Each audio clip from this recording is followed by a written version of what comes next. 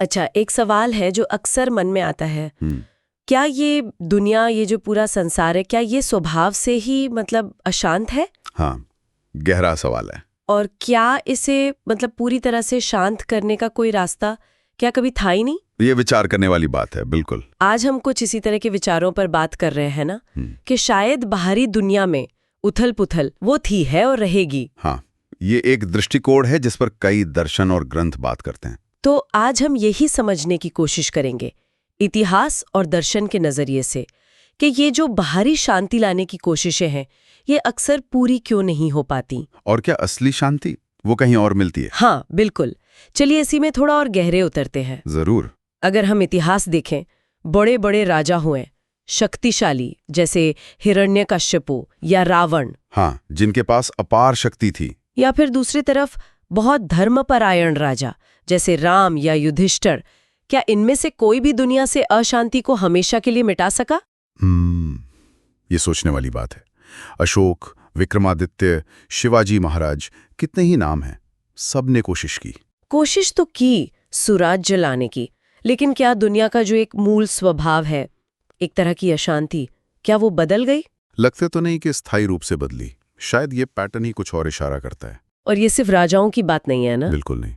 बड़े बड़े तपस्वी हुए, ऋषि मुनि, जैसे विश्वामित्र, हाँ, जिन्होंने अपनी तपस्या से अलग सृष्टि रचने की सोच ली थी। या फिर बुद्ध, शंकराचार्य, विवेकानंद जैसे ज्ञानी, समाज सुधारक, यहाँ तक कि ईश्वर के अवतार भी आए। उन्होंने भी मार्गदर्शन दिया, हस्तक्षेप किया। पर क्या बाहरी दुनिया में स्थायी शांति स्थापित हो पाई?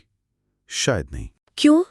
ऐसा क्यों लगता है? शायद इसलिए कि हम समस्या को बाहर ढूंढ रहे हैं, कोशिश कर रहे हैं दुनिया को बदलने की, जबकि असल मुद्दा शायद हमारे अंदर का है, हमारे नजरिए का। अच्छा, इसी से जुड़ी वो एक मिसाल है ना, कांटों धरी जमीन वाली। हाँ, वो बहुत सटीक मिसाल है कि या तो पूरी जमीन पर चमड़ा बिछा दो, या फिर खुद चमड़े के जूते पहन लो।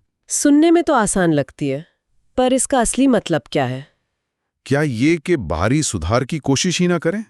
नहीं, मतलब ये नहीं कि कोशिश छोड़ दें, पर ये समझना कि पूरी दुनिया को अपने हिसाब से बदल देना, सारे कांटे हटा देना, ये तो लगभग असंभव सा काम है। हाँ, ये तो है।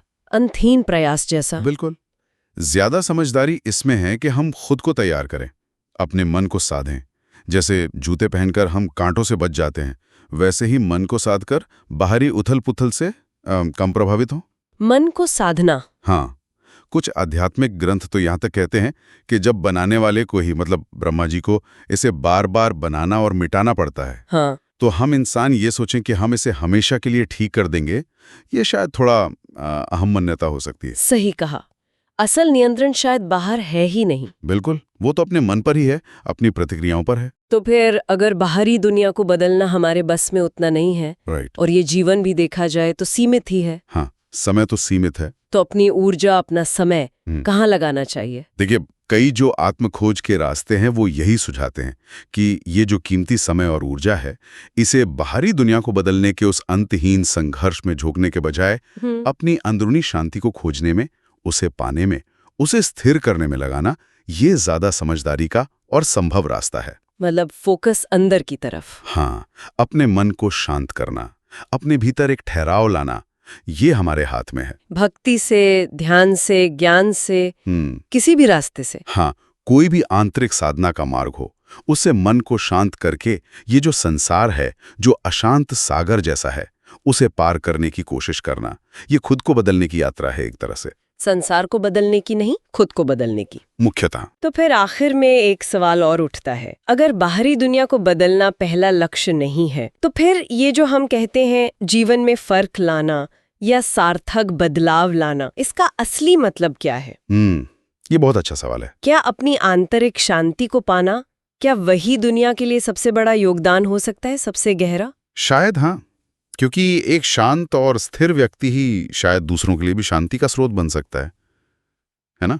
ये सोचने वाली बात है, इस पर जरूर सोचना चाहिए। ये जो संतुलन है, बाहरी दुनिया की भागदौड़ और अपनी अंदर की शांति, इस पर सबके अपने अनुभव होंगे। बिल्कुल। अगर सुनने वालों के भी इस पर कुछ विचार हो तो हमें जरूर बताएं, टिप्पणी कर सकते हैं। हाँ, हमें भी जानने में रुचि रहेगी। और जीवन, दर्शन, आत्मखोज, ऐसे विषयों पर और बातचीत के लिए हमारे साथ जुड़े रहिए।